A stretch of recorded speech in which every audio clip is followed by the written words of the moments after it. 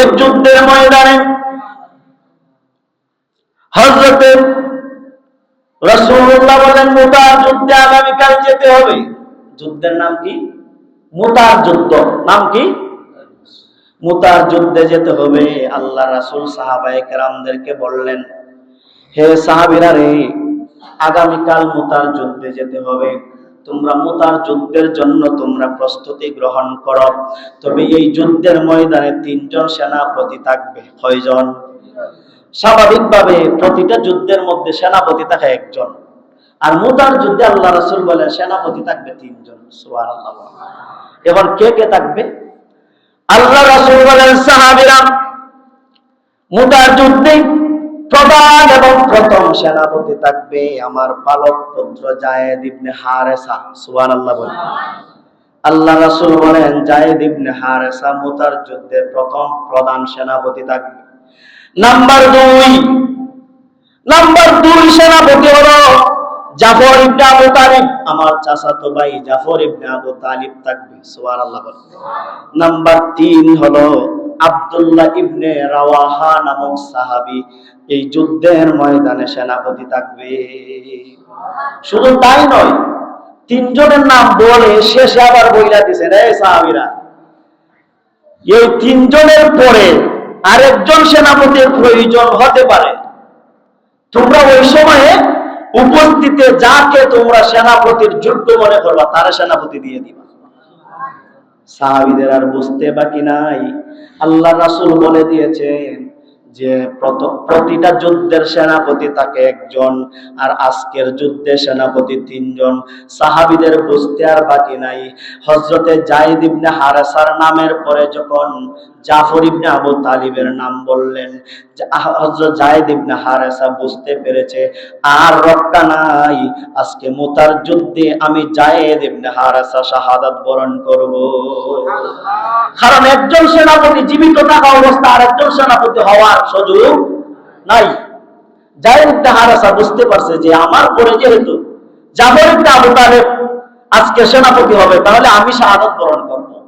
আমি দুনিয়া থেকে বিদায় নেবার পরে সেনাপতি হবে জাফর ইবনে আবু তালিব।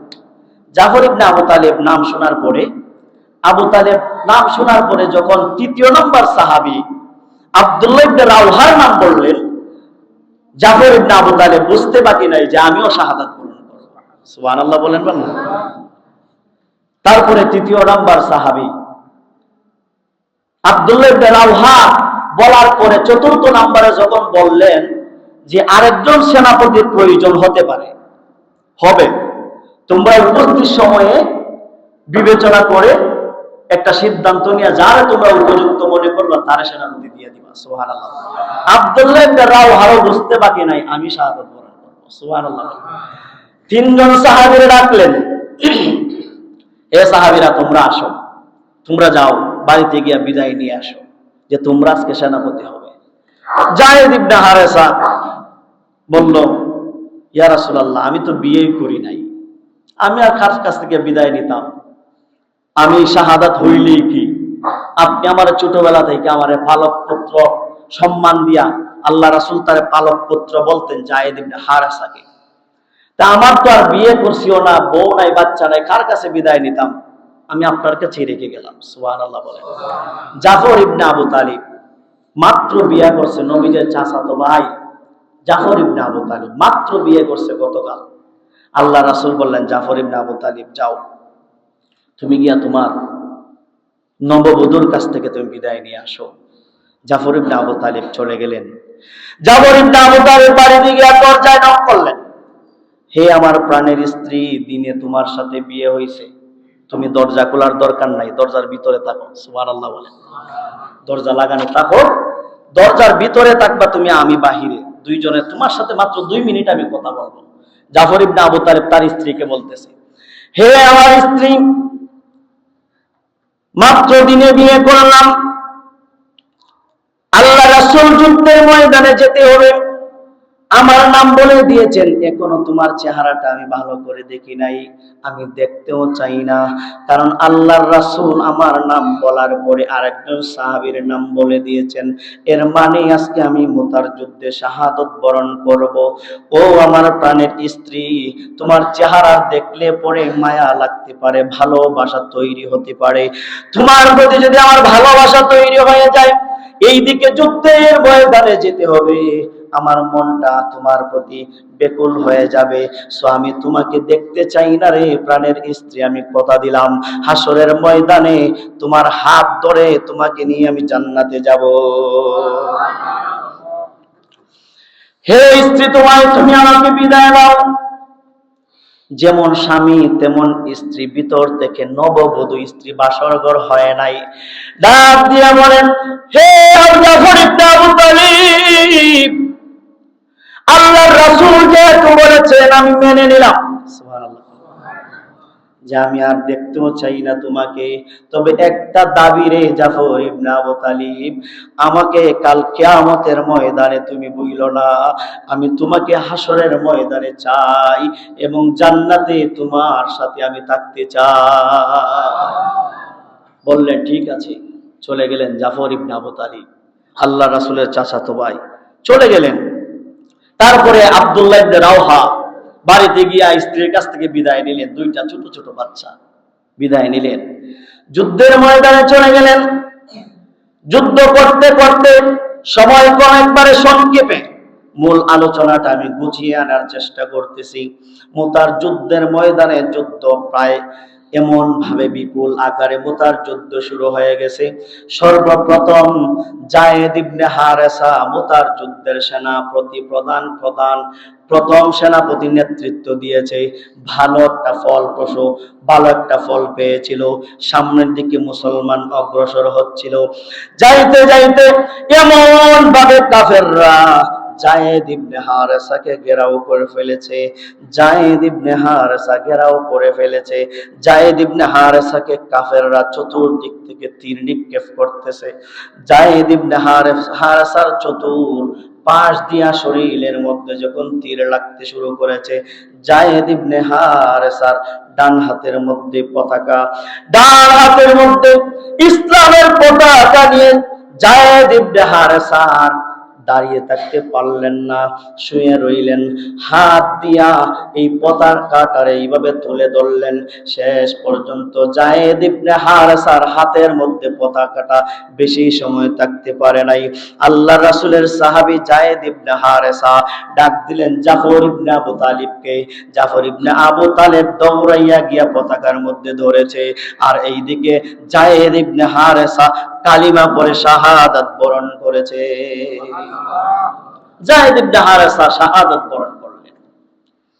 পতাকা ধরলেন জাফর ইবনে আবু তালিব, নবীজির চাচাতো ভাই। যুদ্ধ করতে করতে জাফর ইবনে আবু তালিব শেষ পর্যন্ত ক্লান্ত হয়ে গেলেন। চতুর্পাশ দিয়া এমন ভাবে তারা তীর নিক্ষেপ করতে শুরু করেছে। জাফর ইবনে আবু তালেব জমিনের মধ্যে পড়ে গেলেন। পতাকাটা দৌড়াইয়া এসে হযরতে আব্দুল্লাহ ইবনে রাওহা পতাকাটা ধরলেন ডান হাত দিয়া।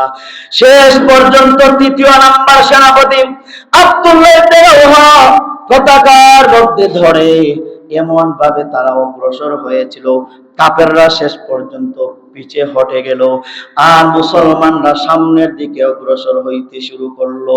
কিন্তু দুর্ভাগ্যবশত আব্দুল্লাহ ইবনে রাওহার ডান হাতের দিক দিয়া কাফেররা এমন জোরে একটা তলোয়ার ছুঁড়ে মারলো, এই আব্দুল্লাহ ইবনে রাওহার ডান হাতটা এখানের মধ্যে কেটে জমিনের মধ্যে পড়ে যাচ্ছে। পতাকা ধরা অবস্থায় আব্দুল্লাহ ইবনে রাওহা লাফ দিয়া বাম হাত দিয়া পতাকারে তুলে ধরেছে। পতাকা জমিনে পড়তে দেয়, ডান হাত কেটে পড়েছে, বাম হাত দিয়া পতাকা তুলে ধরেছে। সাহাবায়ে কেরামদেরকে বললেন তোমরা সামনে অগ্রসর হও। সাহাবায়ে কেরাম সামনে অগ্রসর হইতে শুরু করলেন। শেষ পর্যন্ত জাফর আব্দুল্লাহ ইবনে রাওহার বাম হাতটা কাফেররা কেটে দিয়েছে। বাম হাত কেটে ফেলার পরে আব্দুল্লাহ ইবনে রাওহা শেষ পর্যন্ত মুখ দিয়া কামড় দিয়া পতাকাটারে তারা তুলে ধরেছে। আব্দুল্লাহ ইবনে রাওহা শেষ পর্যন্ত দুই হাঁটু দিয়া ঘেরে এইভাবে চাপ দিয়া পতাকাটাকে তুলে ধরেছে। সাহাবায়ে কেরামদেরকে বললেন, তোমরা সামনে অগ্রসর হও। সুবহানাল্লাহ।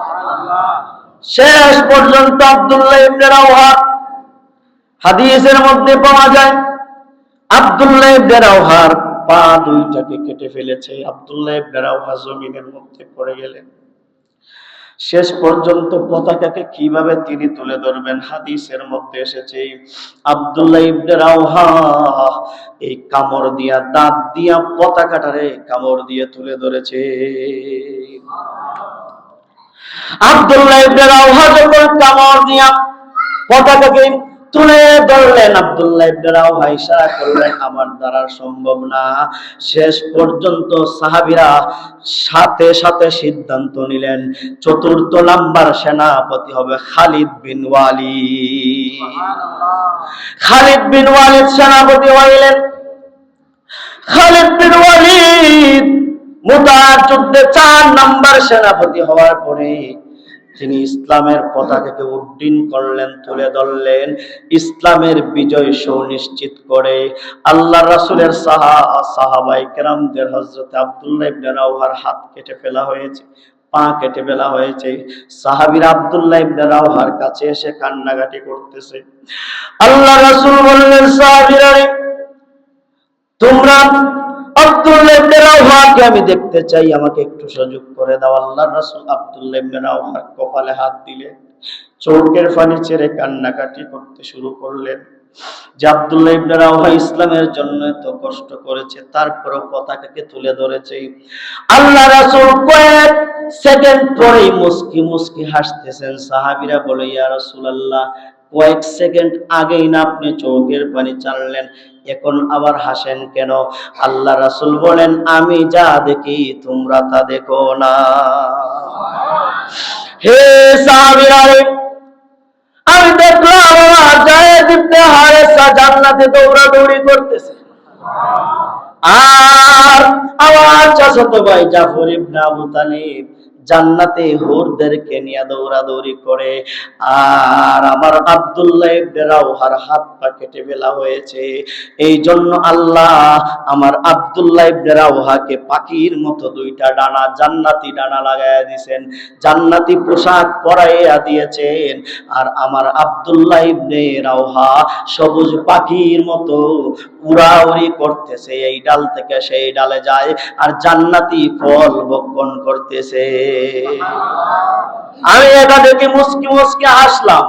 ও সাহাবীরা, আমার 3 জন সেনাপতি জান্নাতের মধ্যে চলে গেছে। এদের ব্যাপারে আল্লাহ তাআলা পবিত্র কুরআনুল কারীমের মধ্যে বলেন, ওয়া মিনান নাসি মাইয়াশরি নাফসাহু ইবতিগাআ মারদাতিল্লাহি ওয়াল্লাহু রাউফুম বিল ইবাদ। পৃথিবীর মধ্যে এমন কিছু মানুষ আছে, তারা জান এবং মালকে কুরবান করে দিয়েছে, কুরবান করে তারা জান্নাতকে আল্লাহ তাআলার কাছ থেকে কিনে নিয়েছে। তারাই তো সাহাবায়ে কেরাম। এদের ব্যাপারে আল্লাহ তাআলা বলছেন। এই জন্য এই আয়াতের পরিপ্রেক্ষিতে আমি আলোচনাগুলো করবার চেষ্টা করেছি। সাহাবীরা দেখেন, স্ত্রীকে বাসর করে রাইকা যুদ্ধের ময়দানে চলে গেছে। জাফর ইবনে আবু তালেব বোর সাথে তো দেখাই করে নাই, তার জান মাল সব কিছু কুরবান করে দিয়েছে, বোর সাথে দেখা না করে যুদ্ধের ময়দানে চলে গেছে। আর আমরা কিভাবে দিনকে দিন, রাতকে রাত আমরা কাটায় দিচ্ছি এদিক সেদিক, দুনিয়ার মধ্যে, দুনিয়ার ভালোবাসায়, দুনিয়ার প্রেমে বিভোর হয়ে কিভাবে আমরা কাটায় দিচ্ছি। আফসোস লাগে, আবার জান্নাতের আশা করি আমরা। রাত্রে গভীর হইলে ভাই একটু চোখটারে বন্ধ করে আমলের হিসাব কইলেন, একটু হিসাব কইলেন যে আজকে কয়টা আমল করছেন। প্রথমেই দেখবেন ফজরের নামাজ নাই, তারপরেও আল্লাহ জোহরের খাবারের ব্যবস্থা রেডি করে রাখছে। জোহরের নামাজ পড়েন নাই, তারপরও আল্লাহ রাত্রের খাবারের ব্যবস্থা করে রাখছে। এশারের নামাজটা পড়েন নাই, ঘুমায় গেছেন, এত আরামদায়ক ঘুম আপনাকে আল্লাহ তাআলা দিয়েছেন। আপনাকে পাহারা দেওয়ার জন্য 70 জন ফেরেশতা নিয়োজিত করে রাখছে। তারপরে আপনি এশারের নামাজ পড়েন নাই, খাবারের ব্যবস্থা করে দিচ্ছেন, সবকিছু আল্লাহ তাআলা দিয়ে দিচ্ছেন আপনি আমাকে, কিন্তু আমি কি করছি ভাই, কি করতেছি আমরা? সাহাবায়ে কেরাম দেখেন জীবনকে বিসর্জন করে দিছে।